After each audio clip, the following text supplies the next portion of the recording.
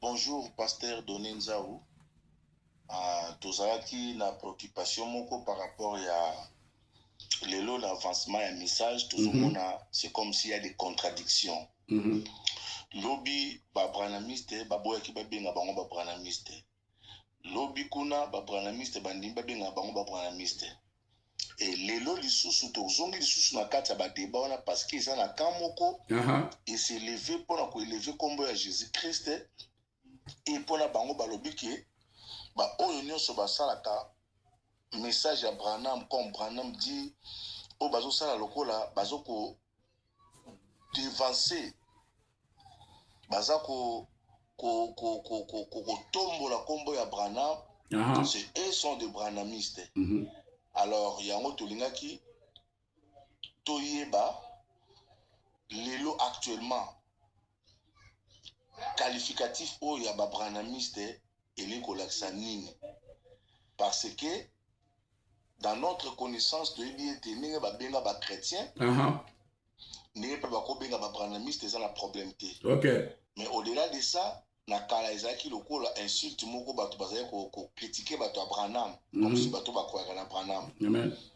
Et lelo bato oyo baza bango moko bato ya message ya frère Branham bango baboyi komindima ke baza ba branhamiste bango baza ba branhamiste te bango baza bato ya Jésus-Christ yango tolingi omeka ko expliquer biso yango malembe jusqu'à ce que tu comprendre. Amen. Rande ya eza question moko ya très bien nino yo eza kaka problème ya incompréhension. Alors ngala ngolo baboye rande nino yo neti Bible lobi ke makambo oyo ezalaka yango kaka ekozala. Frère Branham nous dit que batu bakufaka mais ba esprit et kufaka te. Alors eloko wana biso pe tozalaka ndengwana. Donc avant to banda vraiment to kota na kati ba question na biso, nous remercions le Seigneur pour na musala oyo za osala, que le Seigneur vous bénisse, Nzambe apambola yo, apesa yo, posa ya mutema na yo, continuer nino yo musala za osala. Pour atteindre Frère lobi ke abi don't just sit around doing nothing. Alobi ko vanda karate ke ozo sala loro mote. Alobi sala quelque chose. Soki nino yo ata mutu moko aroyoka alowana le pari est gagné. Donc Nzambe apambola yo na le wazalendo nino yo episcopa ya Yambo.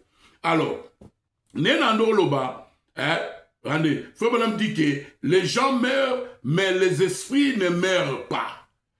Esprit wana biso pe tozalara nango, nga nazalaka catholique, nazalaka nino yo missioni, na yakipe na l'église pentecôtiste, to bandara ba groupe de prière. Alors, biso pe tozali ko tanga. Tozo ba brochure et où t'as pas ya barilier. La nanga est bien. Tozo ba brochure les où t'as pas ya frère Barilé, frère qui a zaki en anglais, frère Barilé a traduire en français. Tozo vraiment ba brochure. Oh ya frère Branham. Moi je me rappelle encore brochure nanga ya liboso na tangaki ezalaki j'acquise cette génération. Alors biso na groupe de prière na biso, ba frère Feli, ba frère Fulgence, ba frère Dinanga, donc ba ouais frère ba 1980. Tozo tanga brochure et nous croyons que Frère Branham était un homme de Dieu. Mais, et l'autre mot, la question tournée, oya branhamisme. Biso sikoyo, tu comprenais qu'il y a nos ministères, il y a Frère Branham. Tu yeba ki kutu te que azali prophète il y a âge. Mais tu yeba ki azara ne ba Oral Robert, azara ne ba Billy Graham, azara ne ba Osborne, un homme de Dieu, azot ba tchebilo na ba brochure, donc to landango kaka nino yo. Donc to ndi make, to ndi mafoma que Frère Branham était un homme de Dieu. Tozo loba makambo azolo ba na brochure. Mais problème ezali, bato baza na problème parce que ngani na za warande, so muta benginga branhamiste. Et ça la ngelo mote. Pourquoi? To expliquer ngwa. Parce que isme ezali kolanda eloko moko. Neti par exemple, sur le lobby, to l'ouzoloïsme. Donc l'ouzoloïsme, frère l'ouzoloïsme, soza l'ouzoloïte, et là qui est aux Hollanda, ba enseignement, il y a frère l'ouzolo. Aux Hollanda, ba enseignement, il y a randekita. Alors, nena lobara, fana bosana, que ba enseignement, il y a frère Branham. Ceux qui ont landé en mouvement, la ndenge tei, au coquille qu'on manquait Jésus-Christ. Yangona Paul Azoloba, parce que Paul savait que je prêche le Seigneur Jésus-Christ ressuscité. Yangona Loba, suivez-moi comme je suis Christ. Paul savait que ceux qui m'ont landé à raté Jésus. Donc, ce lobby qu'il y a des branhamistes, il y avait aussi des paulistes. Parce que Paul dit que soyez mes imitateurs. Bon, imitez Ngaï. Bon, landa Ngaï, net nazo landa Christ. Parce que il y a des gens qui ont manqué Jésus. Nenge mo na frère Branham. Il y a un gars nazala. Attends, tu as bien branhamiste et tu vas comprendre. Évidemment, na disciple ya Branham nazo la kisanga nzela, azo memanga et pas ya Jésus-Christ. Donc ils ont un problème. Alors bateau ba comme ça un problème. Les années du tout zalaka ne na lobi rande que tozon dima message ya frère Branham. Tozon dima ba brochure, mais to yeba kite que qui était William Branham. Il était un prophète. Il y a un groupe de prière na Lemba na terminus. Il y avait déjà assemblée à Rigini, na assemblée à Frère Mukuna.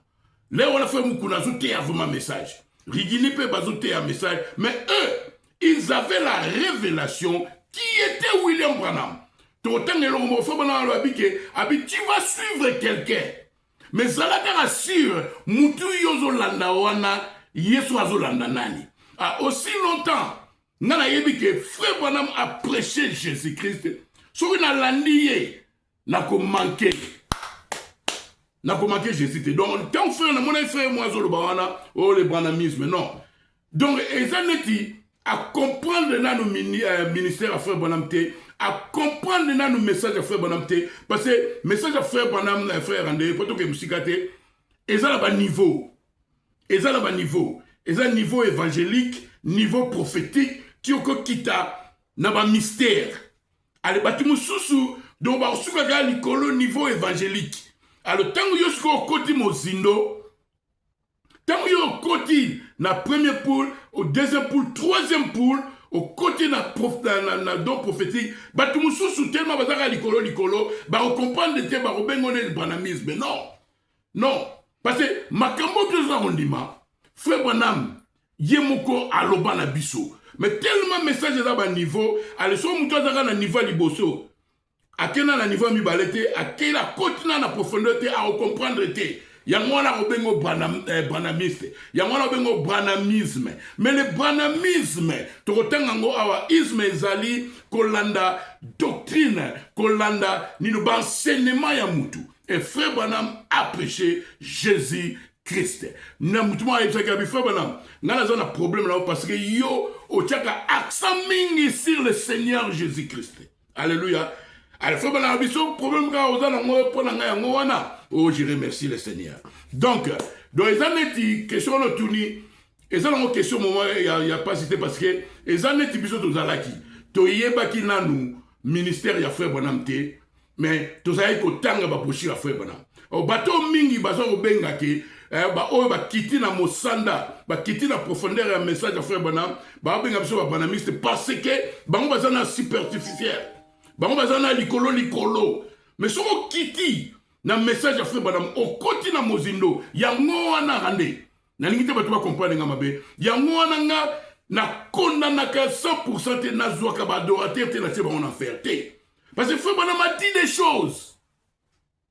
Frère Branham a dit des choses. Pour te répondre des questions là, Nino, Frère Branham va place moi vous les gens. Parce que quand vous priez, et la moussakangai et tout aranga. Frère André, expliquez-le quoi. Vous priez pas en Zambé, mais tout à siko William Branham moyala les actes fois la mouka.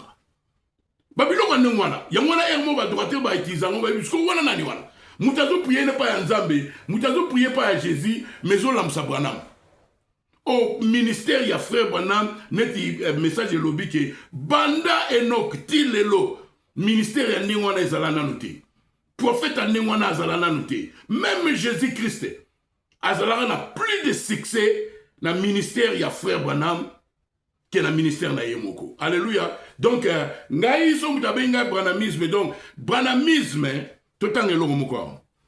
Branhamisme babenga branham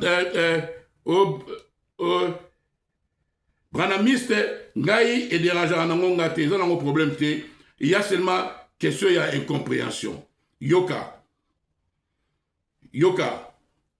nino isme et laxinini dictionnaire lobby la nanga bien rendre pas 2 minutes minute un isme désigne un suffixe issu des grecs anciens ismos servant à former des mots qui représentent une doctrine, une idéologie, un courant de pensée politique, religieux, philosophique ou une théorie. Donc, bisosko ezali, une idéologie, une doctrine servant à former des mots qui représentent une doctrine. Branhamisme. Tant frère, si je dis branhamisme, le branhamisme, c'est la doctrine de frère Branham. C'est ce que frère Branham croyait, c'est ce que frère Branham enseignait. Donc, si on veut dire branhamiste, et ça, on m'a bêté, parce que tu l'acceptes le moka. Donc, là, on a bien rendu. Un isme, donc frère Netalo, branhamisme, désigne un suffixe, ici du grec ancien, ismos, servant à former des mots qui représentent une doctrine, une idéologie, un courant de pensée, politique, religieux, philosophique ou une théorie. Donc, si vous allez religieux, toujours sur la pensée, toujours sur la idéologie, toujours sur la doctrine, il y a William Branham. Alors, awa sikoyo, yoka, na message oyo, la nanga bien rende, na répondre à la question là. Donc, si vous est dérangé, vous pouvez remarquer, et les alines sikoyo, batunde ba comprendre te. Et moi, rende so Hollandi, à ta frère Bana Bano Benge que Nino guérisseur divin. Bon, frère Bana, et placement à expliquer à Bibon. Et ça faut na bangote, c'est la façon, mon ennemi, I'm not a divine healer. Naza guérisseur divin te. Nous avons même ta guérisseur. Mais bah, tout le monde vous matez, bien informé, bando benge guérisseur divin. Mais si on a un message, azo benga branhamisme. Branhamisme, c'est la doctrine de la parole de Dieu, c'est la doctrine d'un prophète. Parce que Frère Branham dit qu'un prophète, c'est la parole manifestée de l'heure. Et Frère Branham a continué à le dire, je suis la voix de Dieu pour vous.